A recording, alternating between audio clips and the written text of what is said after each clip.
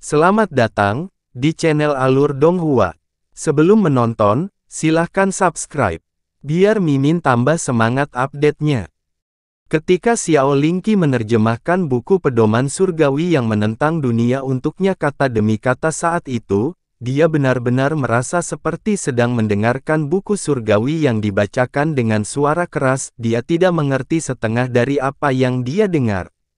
Hanya pada saat-saat ketika dia merasakan jiwanya bergejolak ringan yang menyebabkan dia mulai curiga bahwa ini mungkin adalah formula yang mendalam dan bukan suatu kitab suci. Ketika sampai pada pemahaman tentang jalan mendalam, jika dia mengklaim bahwa dia adalah yang terbaik, tidak ada seorang pun di dunia ini yang berani mengklaim bahwa dia adalah yang terbaik kedua. Pemahamannya bisa dikatakan sangat kuat hingga membuatnya takut. Dari seni awan ungu keluarga Yun hingga syair dunia Phoenix dan catatan gagak emas dunia terbakar, seni mendalam yang telah ditinggalkan oleh dewa sejati. Orang lain memerlukan akumulasi dan pemahaman selama bertahun-tahun, serta sedikit keberuntungan, sebelum mereka dapat memasuki kondisi pencerahan bahkan untuk sesaat. Namun, Yun Ce hanya perlu melihat sekilas formula yang mendalam dan dia akan bisa langsung tenggelam ke dalam kondisi itu. Semua orang yang pernah menyaksikan ini sebelumnya, Jasmine, Xia Qingyue, Yun Qinghong, Mu Suanyin, Cai Zi, dan Shen Si, tidak ada satupun dari mereka yang tidak terlalu terkejut dengan hal ini. Pada dasarnya dapat dikatakan bahwa tidak ada seni mendalam yang tidak dapat dia kembangkan. Itu hanya masalah pilihan Yun Ce. Di masa lalu, Jasmine bahkan mengatakan sesuatu kepadanya dengan nada suara yang sangat aneh, bahkan dewa jahat kuno pun tidak mampu. Hanya ada satu pengecualian, dan itu adalah kitab pedoman surgawi yang menentang dunia yang telah diterjemahkan oleh Xiao Lingqi untuknya, sesuatu yang juga telah dia hafal di luar kepala. Namun, dia tidak dapat mengetahui kepala dan ekornya. Akibatnya, dia semakin yakin bahwa ini hanyalah kitab suci yang tidak jelas dan sulit dipahami dan dia tidak menaruh perhatian padanya selama beberapa tahun terakhir. Namun pada hari inilah kitab suci ini, yang hampir ia lupakan, membawanya ke dunia yang sangat aneh. Pencerahan, momen mendalam yang sangat langka dan berharga, momen yang bahkan mungkin tidak akan dimasuki oleh seorang praktisi mendalam dalam 1000 tahun. Namun Yun Ce telah memasuki dunia pencerahan ini berkali-kali dalam hidupnya. Ketika dia dengan paksa mengembangkan syair dunia Phoenix di masa lalu, dia merasa seolah-olah hati dan jiwanya telah memasuki dunia api, dan dia mampu merasakan hukum api unik Phoenix dengan kejelasan yang tak tertandingi. Ketika dia telah memahami Frozen and Divine Art, rasanya seolah-olah dia telah terjerumus ke dalam neraka yang sedingin es dan setiap sudut jiwanya serta pembuluh darahnya yang dalam telah dibanjiri dengan hukum es tingkat yang sangat tinggi. Saat dia memahami catatan gagak emas tentang dunia yang terbakar, ada seekor gagak emas kuno yang sangat besar dan sangat kuat terbang di dunianya. Seekor gagak emas yang menghujani api apokaliptik ke seluruh dunia. Alam pencerahan untuk setiap seni mendalam adalah dunia hukum dan prinsip yang akan tertanam dalam hati dan jiwa seseorang. Itu juga merupakan momen berharga ketika seseorang benar-benar dapat bersentuhan dengan hukum inti dan prinsip seni mendalam tersebut, dunia api, dunia petir, dunia pedang, dunia kehancuran. Tapi pada saat ini, dunia di mana hati dan jiwa Yun Ce tenggelam sebenarnya adalah dunia ketiadaan. Dunia ini adalah lautan kegelapan, tidak, perasaan yang muncul entah dari mana, perasaan yang tidak dapat disangkal, memberitahunya bahwa ini bukanlah kegelapan. Sebaliknya, itu adalah kekosongan yang benar-benar kosong.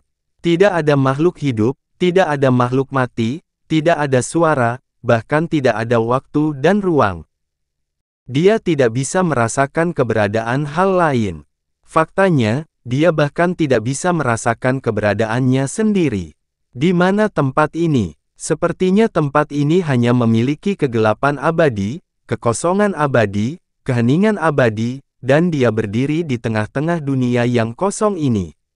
Dia tidak tahu di mana dia berada, dia tidak tahu kemana dia pergi, dan dia tidak tahu bagaimana dia bisa pergi. Tapi hal baiknya adalah keinginannya masih ada dan dia masih bisa berpikir.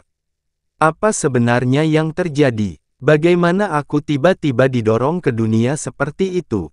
Mungkinkah ini adalah lubang kosong di dalam jiwaku? Tiba-tiba, kilatan cahaya muncul di dunia yang kosong ini. Itu adalah sosok seseorang, sosok yang tampak sejauh cakrawala namun juga tampak cukup dekat untuk disentuh. Sosok itu sama ilusinya dengan mimpi, secepat kabut. Namun dari garis yang tidak jelas itu, samar-samar dia bisa mengetahui bahwa ini adalah sosok seorang wanita. Terlebih lagi, sepertinya dia adalah wanita yang telanjang bulat. Siapa kamu, di mana tempat ini? Dia ingin menanyakan pertanyaan itu tetapi dia tidak bisa bersuara. Tetapi pada saat ini, suara seorang wanita terdengar di dunia yang benar-benar kosong ini. Tempat ini adalah awal dari alam semesta purba, titik awal dari kekacauan primal, dan juga merupakan asal mula semua hukum dan prinsip alam semesta. Dia tidak bisa menjelaskan jenis suara apa itu. Itu adalah suara seorang wanita dan sangat lembut. Setiap suku kata yang diucapkan oleh suara ini akan mampu langsung menangkap jiwa makhluk hidup manapun. Kedengarannya sangat bagus sehingga membuat orang tidak dapat mempercayai bahwa suara seperti itu benar-benar ada dalam kata ini, seharusnya tidak ada bahkan dalam mimpi atau alam surga. Siapa, apakah, kamu? Dia mati-matian berusaha melepaskan keinginannya. Dia bisa merasakan bahwa dia bisa membaca pikirannya. Tapi dia tidak menjawab dan setiap sudut jiwa Yun Ce sekali lagi diliputi oleh suara indah yang menakutkan itu. Hukum air, hukum api, hukum angin, hukum petir, hukum bumi, ini adalah 5 hukum unsur paling dasar dari alam primal chaos. Hukum cahaya atau kehidupan, hukum kegelapan atau kematian, ini adalah hukum unsur tingkat tinggi yang berada di atas 5 hukum unsur dasar. Hukum ruang atau dimensi, hukum waktu atau reinkarnasi, ini adalah hukum penciptaan tertinggi yang berada di atas hukum unsur. Dan asal-usul semua hukum ini, hukum yang berada di atas hukum tertinggi, hukum ketiadaan. Yun Ce merasa seolah sedang mendengarkan buku tebal surgawi yang misterius. Setelah mengalami hidup dan mati, melintasi dimensi dan reinkarnasi itu sendiri, akhirnya ada makhluk hidup yang bersentuhan dengan hukum ketiadaan yang bahkan Dewa Pencipta sendiri belum pernah bersentuhan sebelumnya. Yun Ce, hukum ketiadaan. Mengenai kamu yang bisa melakukan kontak dengan hukum ketiadaan, aku sudah tidak bisa melihat takdirmu dengan jelas. Pergi dan temukan 2 bagian lainnya dari pedoman surgawi yang menentang dunia. Saya tidak sabar menunggu hari di mana saya benar-benar dapat bertemu dengan Anda. Waaah. Sosok cahaya memudar dan dunia kosong di depannya tiba-tiba menghilang tanpa suara. Wajah cemas dan khawatir dari Xiao Lingqi, Su Ling'er, dan yang lainnya tiba-tiba muncul dalam pandangan Yun Ce. Ketika mata Yun Ce kembali fokus, Feng Shuir berseru kegirangan, "Kakak Yun, kamu akhirnya bangun." Yun Ce menggelengkan kepalanya, ekspresinya bingung. Apa yang sebenarnya terjadi tadi? Su Ling'er bertanya. Baru saja, sepertinya kamu tiba-tiba memasuki kondisi pencerahan, tapi... Pencerahan, alis Yun Ce terangkat ke belakang saat dia meringis. Keheningan hati dan jiwanya yang baru saja dialaminya memang merupakan alam pencerahan. Dia tiba-tiba memasuki alam pencerahan karena ayat-ayat dari buku panduan surgawi yang menentang dunia. Tapi, dia jelas tidak lagi memiliki kekuatan yang besar, dan bahkan pembuluh darahnya yang dalam berada dalam keadaan mati, jadi bagaimana pencerahan bisa terjadi? Lebih jauh lagi, ketika dia masih memiliki kekuatan yang dalam saat itu, dia belum memperoleh apapun dari ayat-ayat ini. Tetapi sekarang dia telah kehilangan seluruh kekuatannya, dia tiba-tiba dapat memasuki kondisi pencerahan. Hukum ketiadaan, Yun Ce tanpa sadar menggumamkan kata-kata itu pelan. Hukum ketiadaan. Feng Shui dan yang lainnya bingung dengan kata-kata itu. Mereka tidak tahu apa arti kata-kata ini dan mereka belum pernah mendengar kata-kata ini sebelumnya. Yunce mengangkat kepalanya dan akhirnya sadar kembali. Setelah melihat semua gadis di sekitarnya memasang ekspresi khawatir di wajah mereka, dia buru-buru tersenyum sambil menghibur mereka. Tidak ada yang salah, saya mungkin memang memasuki keadaan yang tidak jauh berbeda dengan pencerahan tadi. Itu karena formula mendalam yang saya baca bertahun-tahun yang lalu. Saya tidak dapat memahaminya saat itu, tetapi karena alasan yang aneh, saya tiba-tiba dapat memahaminya. Kalau begitu tidak apa-apa, Xiao Lingqi akhirnya berhasil bernapas lega sambil membelai dadanya dengan lembut. Feng Shui menganggukkan kepalanya tapi alisnya yang Phoenix berkerut samar. Dia bukanlah Xiao Lingqi, yang pemahamannya tentang jalan mendalam sangat dangkal. Kata-kata Yunce bertentangan dengan logika paling dasar dari cara yang mendalam. Pencerahan secara mendalam, jika bukan melalui cara yang mendalam, lalu dari manakah datangnya pencerahan ini? Namun, karena Yunce sudah mengatakan hal seperti itu, dia tentu saja tidak akan melanjutkannya. Kakak Yunce, pergi dan istirahat dulu. Setelah itu, saya akan memeriksa tubuh Anda dengan benar. Jika tidak, mereka semua tidak akan bisa berhenti khawatir, kata Sulinger sambil tersenyum tipis. Baiklah. Yunce kembali ke kamarnya dan berbaring di tempat tidurnya.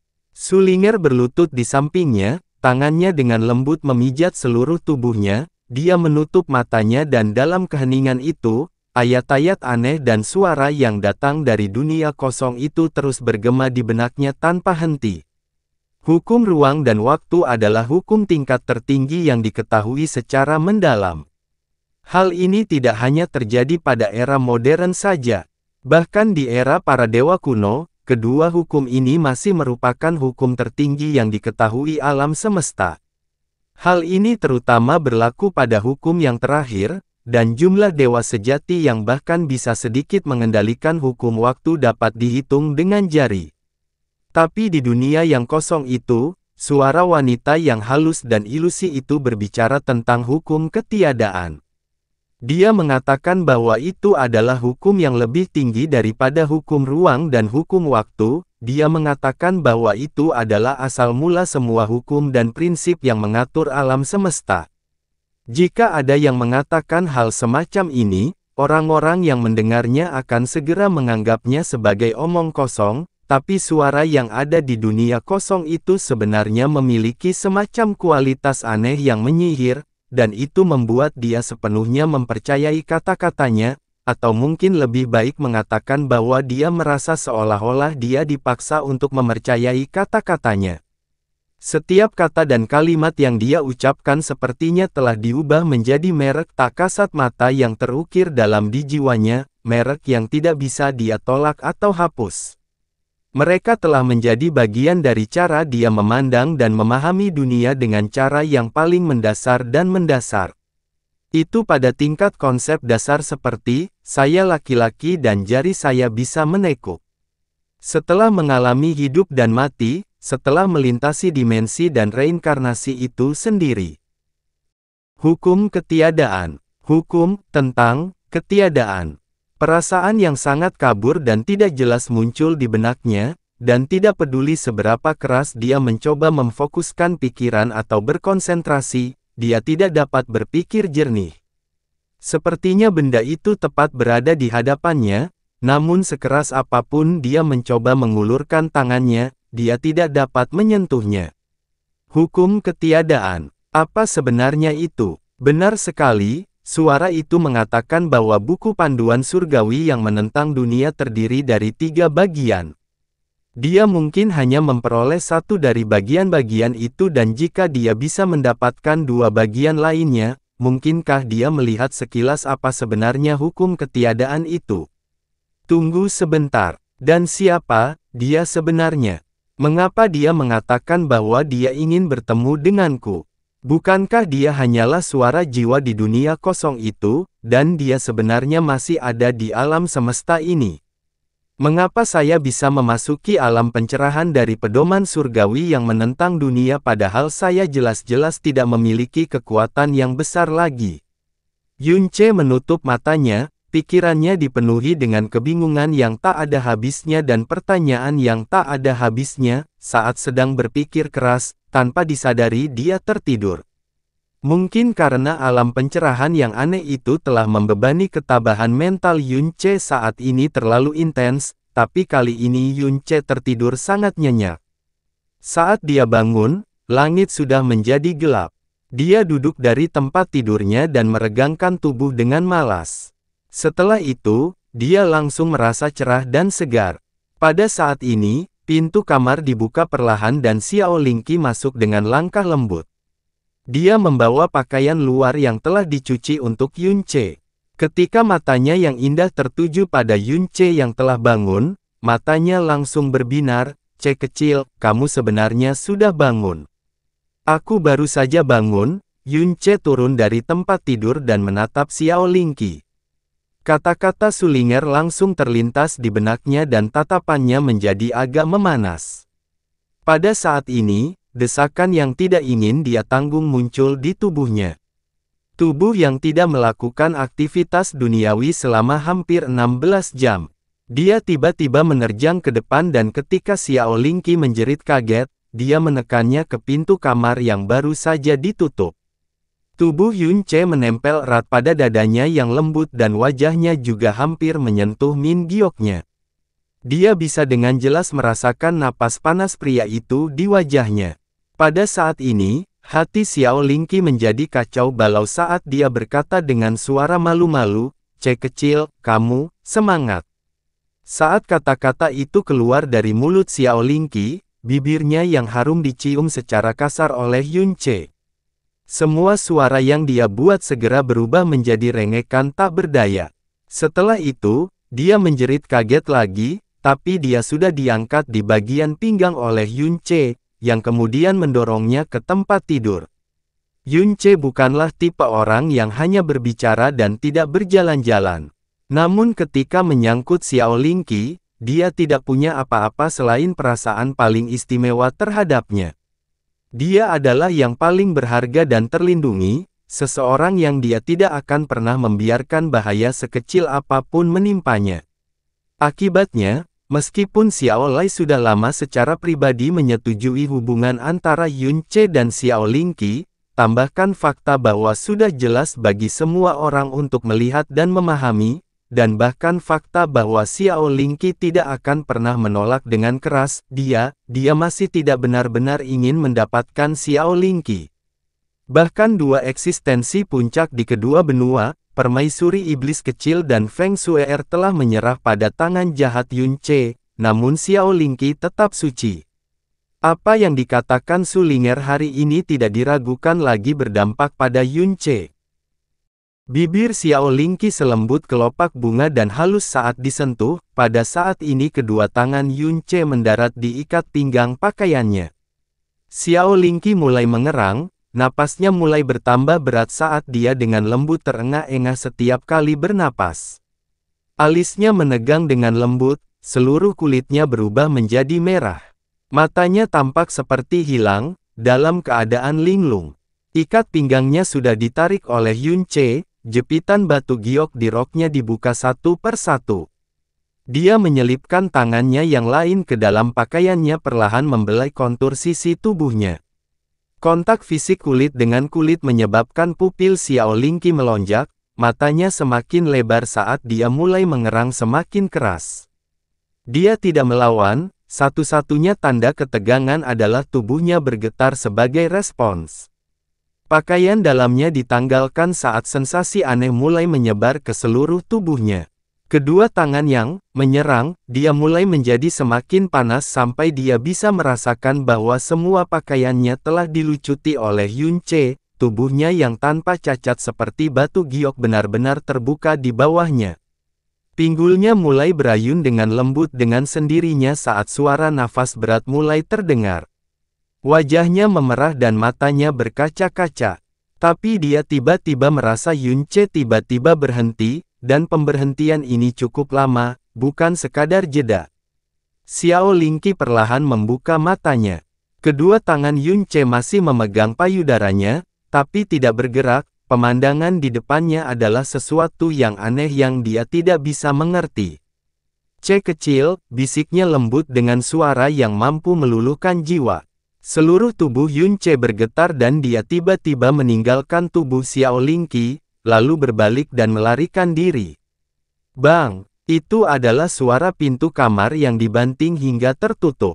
Dunia menjadi sunyi. Udara dari suasana sensual yang hangat di sekelilingnya mendingin dengan cepat, bahkan ada sedikit rasa dingin di dalamnya.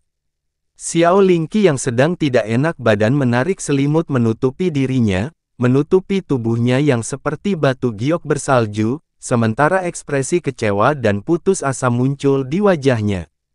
Dia tidak diragukan lagi jelas bahwa semua gadis di sisi Yun Ce adalah bintang dan spektakuler, terutama Feng Shuir dan Little Demon Empress.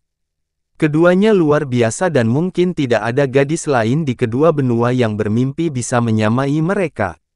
Bahkan di kota Kekaisaran Iblis, banyak keluarga kerajaan dan keluarga wali berulang kali mengunjungi keluarga Yun, secara eksplisit mengungkapkan keinginannya untuk menjadi mertua, bahkan jika itu adalah selir atau bahkan menjadi pelayan perempuan. Dan mereka yang datang adalah putri raja dan bangsawan. Dalam hal bakat, kultivasi, latar belakang keluarga, posisi, penampilan, sampai ke tulangnya, dia tidak dapat membandingkannya dengan mereka. Dan sehubungan dengan mereka, Yun Ce tidak pernah menerima. Selain itu, dia jelas menyadari bahwa di antara wanita di sisi Yun Ce, dia bisa dianggap yang paling biasa di antara mereka semua, dalam segala aspek. Feng Shuir sekarang dikenal sebagai Dewi Ilahi Phoenix sedangkan permaisuri iblis kecil adalah permaisuri alam iblis ilusi. Chang Yue adalah Ratu Negara Blue Wind, sementara Su Ling'er adalah murid langsung dari Medical Saint. Chu Yuechan pernah dianggap sebagai kecantikan nomor satu di langit yang mendalam dan dia bahkan memiliki seorang putri dengan Yun Ce. Dan jika menyangkut dirinya, dia tidak punya hal lain untuk ditawarkan, selain perasaan dan kedekatan yang mereka miliki sejak tumbuh bersama. Bahkan Feng Xianer yang terus-menerus mengikuti dan melayani di sisinya, berstatus hanya sebagai pelayan wanita, Feng Xianer lebih unggul darinya dalam segala hal.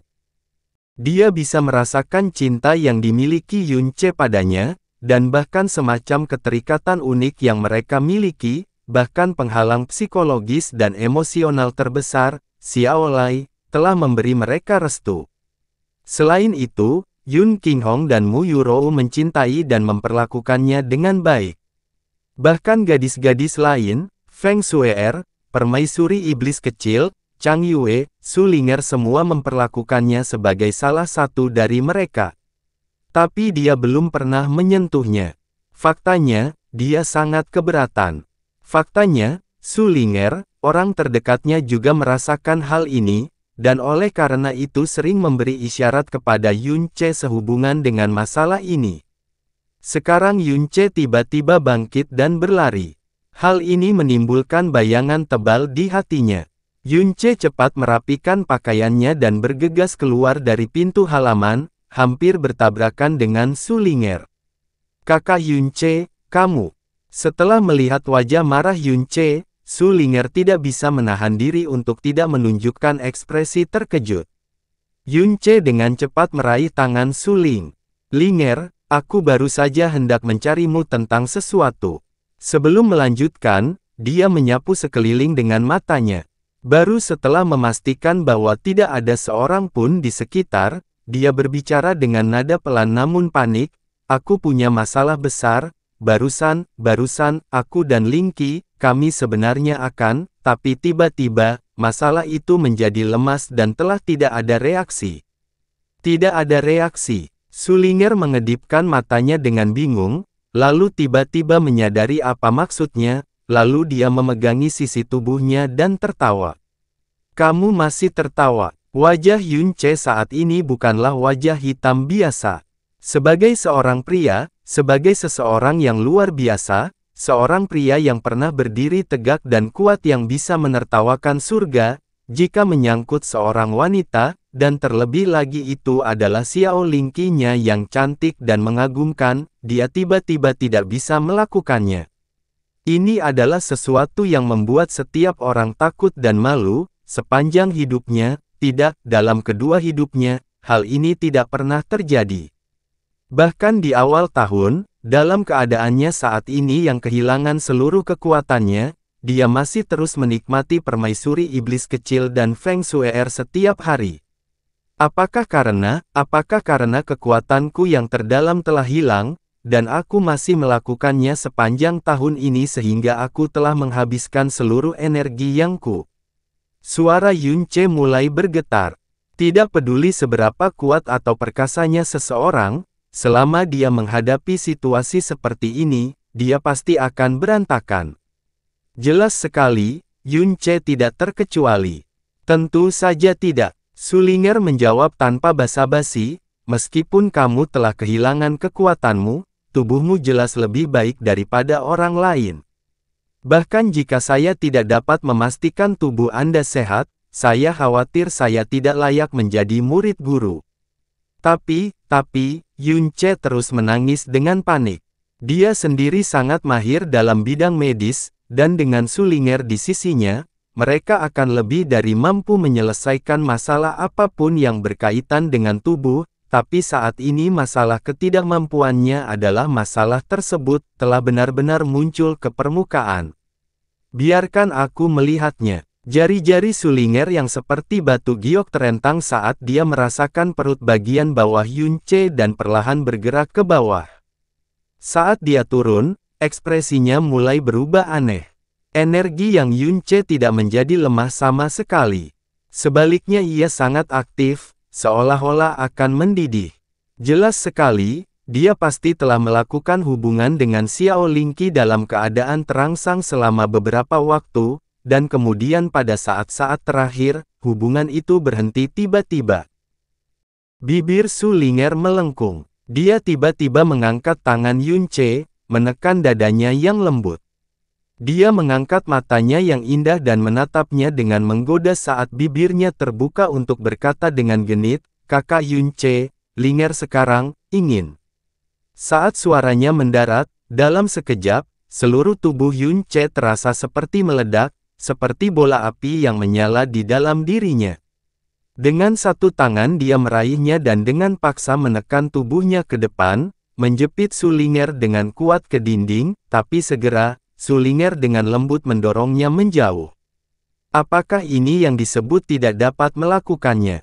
Apakah Anda mencoba menipu saya di siang hari bolong, mencoba menindas saya? Mata Sulinger jernih seperti air, dan dia tertawa terbahak-bahak.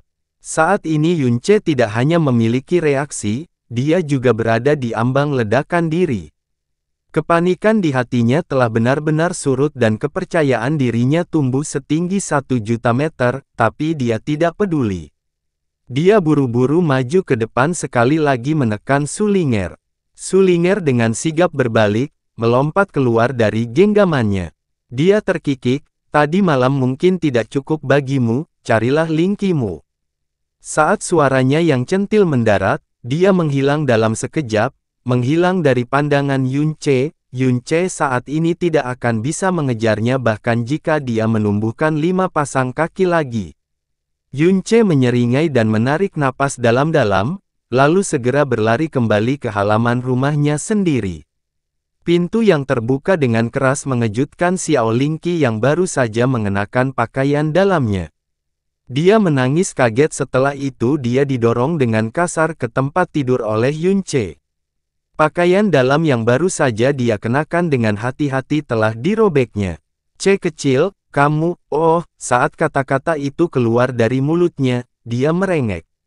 10 napas kemudian, Yunce sekali lagi berjalan melewati pintu halaman itu, wajahnya gelap seperti bagian bawah wajan yang dibiarkan terbakar selama berminggu-minggu. Sulinger yang datang untuk memata-matai mereka melihat Yunce keluar. Dia perlahan turun dari langit, melihat wajah Yunce, dan dengan lembut bertanya, "Kakak Yunce, sejak kapan kamu begitu cepat? Hah, Yunce meletakkan tangannya di keningnya, menghela nafas panjang. Ini bukan masalah menyelesaikannya dengan cepat atau tidak, aku tiba-tiba tidak bisa melakukannya lagi. Kali ini Sulinger tidak tertawa, melainkan berpikir keras. Dia mencoba menghiburnya dengan menjelaskan, Linger berjanji kepada Anda bahwa sama sekali tidak ada masalah dengan tubuh Anda, terutama dalam hal kejantanan Anda. Jika ini terjadi, mungkin ini lebih merupakan masalah psikologis. Saya yakin kakak Yunce pasti mengetahui hal ini juga. Tubuhnya baik-baik saja, kondisi fisiknya prima. Menghadapi Sulinger dia pasti bisa melanjutkan, tapi jika menyangkut Xiao Lingqi, dia sebenarnya gagal. 2 kali. Satu-satunya kemungkinan saat ini adalah masalah psikologis. Sebagai murid Yungu, Yunce tentu saja telah mempertimbangkan kemungkinan ini, tapi masalahnya adalah dia pasti merasa bahwa dia tidak memiliki penghalang psikologis ketika menghadapi Xiao Lingqi. Awalnya, dia adalah seseorang yang bahkan berani mengambil tindakan terhadap permaisuri iblis kecil, seseorang yang bisa membunuhnya berkali-kali hanya dengan satu jari. Dia bahkan berani menekan keberadaan seperti Sensi, dan bahkan ketika dia mengetahui fakta bahwa penguasa tertinggi Primal Chaos, Raja Naga sendiri, sangat mencintainya, dia masih bisa melakukan perbuatan itu tanpa masalah sama sekali. Mengapa dia mengalami masalah ini ketika menyangkut Xiao Lingqi? Jika ini benar-benar sebuah masalah, apa penyebab dari masalah ini? Jika memang ada masalah psikologis, bukankah seharusnya dia yang paling jelas apakah dia punya masalah? Melihat ekspresi Yunce yang berkerut, Sulinger menawarkan beberapa kata penghiburan, atau mungkin, kamu seperti ini karena aku mengemukakan masalah ini sebagai masalah psikologis, sehingga kamu tidak siap secara emosional untuk kedua kalinya. Ditambah lagi bahwa Anda sangat menghargainya dan dengan demikian kondisi mental Anda berada dalam kondisi yang buruk. Mungkin kamu akan baik-baik saja besok. Wajah Yunce mulai terlihat sedikit lebih baik saat dia mengangguk. Kamu harus menghibur kakak Xiao Lingqi. Dengan keadaanmu saat ini, aku yakin kamu telah membuatnya cukup takut. Sulinger berkata sambil tersenyum. Menurutku lebih baik jika kamu melakukannya. Yunce menekankan tangannya ke dahinya sekali lagi. Aku tidak tahu bagaimana menghadapinya saat ini, apakah menurutmu, Lingqi akan meremehkanku di masa depan? Sulinger menggelengkan kepalanya, tentu saja tidak. Bahkan jika semua orang meremehkanmu, kakak Lingqi tidak akan pernah meremehkanmu. Tidak, aku tidak berbicara tentang pandangan ke bawah seperti itu. Yunce meletakkan kedua tangannya di atas kepalanya. Ani, pokoknya, aku akan pergi ke tempat Suir. Baiklah. Sulinger hanya bisa menjawab demikian.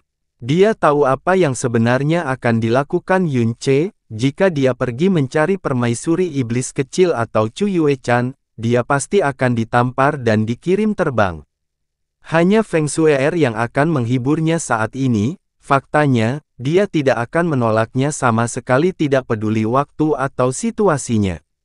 Yunce mengambil 2 langkah ke depan, lalu buru-buru berbalik, wajahnya serius dan tegas, kamu tidak boleh menyampaikan kata-kata ini kepada siapapun. Saya tahu, kata Sulinger sambil tertawa.